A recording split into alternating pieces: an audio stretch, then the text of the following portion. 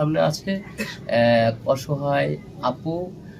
তার কাছ থেকে জানতে চাই তার জীবনের গল্প। আসসালামু আলাইকুম আপু, কেমন আছো? ওয়ালাইকুম সালাম, ভালো আছি। আপনারা কেমন আছেন? আলহামদুলিল্লাহ ভালো আছি। তোমার নাম কি আপু? রূপালী। রূপালী। বাড়ি কোথায়? চাপাই। চাপাই না, রাজশাহী চাপাই। হ্যাঁ। আচ্ছা, তোর পরিবারে কে কে আছে? আমার পরিবারে কেউ নেই, আমি একাই। দাদির কাছে মানুষ হয়েছে, আমার বাবা ছোটবেলা মারা গেছে। ও, দাদির কাছে মানুষ হয়েছে না? হ্যাঁ। তোমার বাবা মা ছোটবেলায় মানুষ মারা গেছে। আহ, আচ্ছা, এখন আমাদের ক্যামেরার সামনে আসার মূল কারণ কি? সাহায্য সহায়তার জন্য, না কোনো ভালো মানুষের সন্ধান, বিয়ে শাদী করবে এরকম কিছু? ভালো মানুষের ইয়েদের জন্য তো আসছি, যেন একটা ভালো মানুষ পেলে সংসার করতে পারি সেরকম। আমরা তো গরিব, কেউ নেই, আহ, তার জন্য। তো তোমার গ্রামে কোনো ভালো ছেলে নাই? এই এলাকার মেম্বার চেয়ারম্যান দেখে শুনে বিয়ে শাদীর ব্যাপারে কোনো কথাবার্তা হয়নি কখনো? না, এরকম কেউ হয় না। গার্জেন থাকলে সেটা হইব, গার্জেন নাই দেখেই তো এরকম আজকে আপনাদের এর ভিতরে আসছি। আসার মূলত হচ্ছে গিয়ে যে আমি যেন ভালো একটা হাজবেন্ড পাই বা সংসার করতে পারি সারা জীবন। ওরকম একটা হাজবেন্ড পেলে ভালো হতো।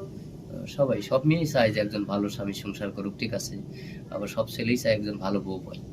তো গ্রামে তো মনে করেন তোমাদের ওখানে কি যৌতুক প্রথা বেশি চলে নাকি? হ্যাঁ, এরকমটাই চলে। যৌতুক ছাড়া বিয়ে শাদী হয় না? না। এবং দেখতে শুনতে খুব সুন্দর।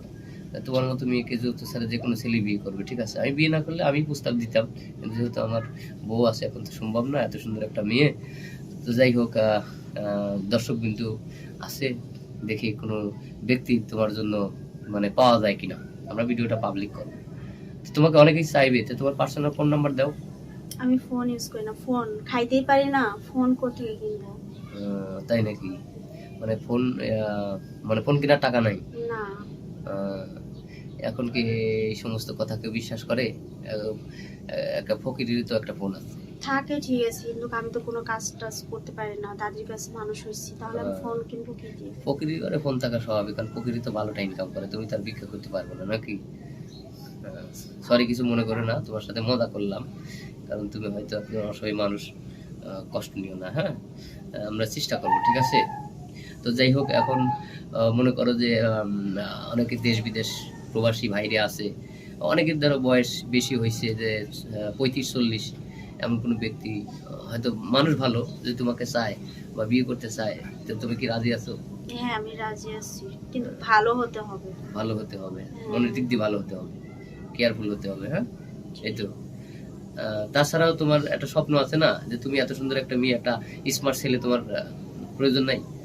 যে আমি সুন্দর মানুষ, আমি একটা স্মার্ট ছেলে চাই, একটু লম্বা চূড়া চাই, সুন্দর চাই, এরকম কিছু ডিমান্ড না আছে? না না না, স্মার্ট ছেলেদের প্রতি মানে ওইসব ছেলেরা কখনো বউদের মন বোঝে না, বাট কথা হচ্ছে যে ছেলেরা রূপ দিয়ে কখনো কিছু হয় না।